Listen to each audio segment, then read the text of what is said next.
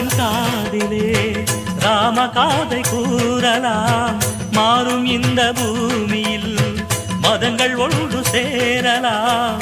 பாதினியும் பாதினாலும் ஜோதியாக இணைந்திடவா வா வா கண்ணவா தாத்தா தாத்தா கவிதை தா.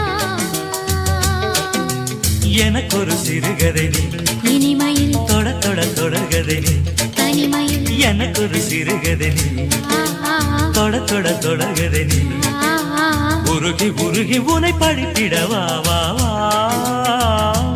அன்பே